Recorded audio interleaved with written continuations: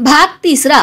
जलसंपदा विभागात नापास व गुणवत्ताहीन अभियंत्यांना सरकार घरचा रस्ता दाखवणार का?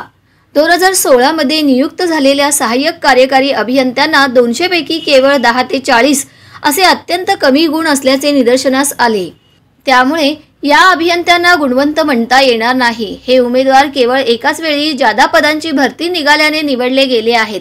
आता जर जलसंपदा विभाग अशा काट्यावर पास असलेल्या व नापास असलेल्या उमेदवारांना जर कार्यकारी अभियंतापदी पदोन्नती झाले असून जलसंपदा विभागाचे भवितव्य अंधकारमय असणार आहे. हे 96 सहाय्यक कार्यकारी अभियंते हे दिनांक 1/1/2016 पासून प्रशिक्षणासाठी मेटा नाशिक येथे हजर झाले होते.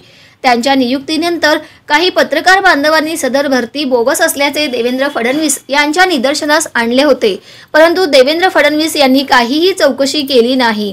नंतर दिनांक 10/1/2016 रोजी एका वृत्तपत्रामध्ये याबद्दलची बातमी प्रसिद्ध झाली होती. सदर बातमीमुळे या सर्व नापास व काट्यावर पास असणाऱ्या अभियंत्यांना शासन सेवेतून काढून टाकण्याची वेळ जलसंपदा विभागावर येणार होती. त्यामुळे जलसंपदा विभागाने यासाठी एक अफलातून शक्कल लढवली. नंतर जलसंपदा विभागाने दुष्काळाचे कारण दाखवून या अभियंत्यांचे कोणतेही प्रशिक्षण पूर्ण नसतानाही या 96 अभियंत्यांना दिनांक 1/2/2016 पासून जलसंपदा विभागामध्ये थेट उपविभागाचा कार्यभार सोपविला. भरती नियमानुसार कोणत्याही वर्ग 1 अभियंत्यास 1 वर्षाचे प्रशिक्षण पूर्ण करणे बंधनकारक असते. परंतु सचिव पदावरील अभियंते याच संवर्गाचे असल्याने त्यांनी सर्व नियम डावलून हा नवनियुक्त सहाय्यक कार्यकारी अभियंत्यांना थेट उपविभागाचा पदभार देऊन टाकला. नंतर प्रशिक्षणाची गोष्ट सचिवांच्या लक्षात आल्यावर त्यांनी याबाबत सोयीनुसार एक परिपत्रक असे काढले की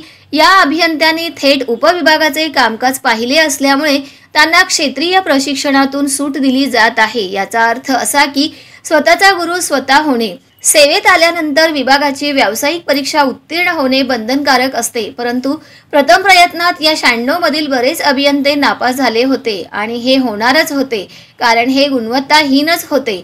परंतु जलसंपदा विभागासमोर पुन्हा एक नवे आव्हान उभे राहिले की जर हे उमेदवार विहित कालावधीत व्यावसायिक परीक्षेत पास झाले नाही तर काय करायचे.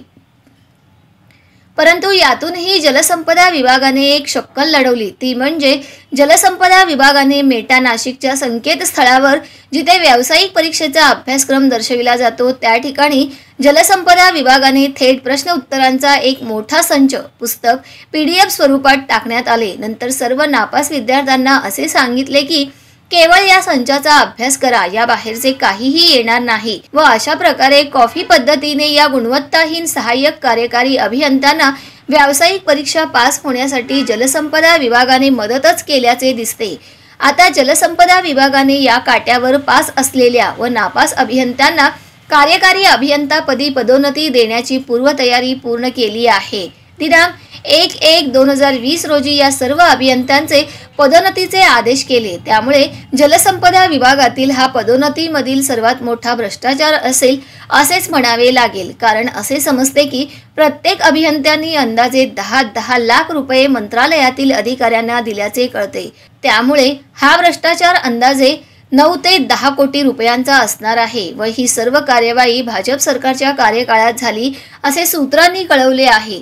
जलसंपदा विभागातील जर काही मुख्य अभियंते व सचिव जर अभियंत्यांचे प्रशिक्षण पूर्ण नसताना व उचित गुणवत्ता नसताना जर अशा प्रकारे मनमानी पद्धतीने त्यांना पदोन्नती देणार असतील तर या संपूर्ण प्रकरणाची सखोल चौकशी करणे अत्यंत गरजेचे आहे असे जनतेमधून व्यक्त होत आहे.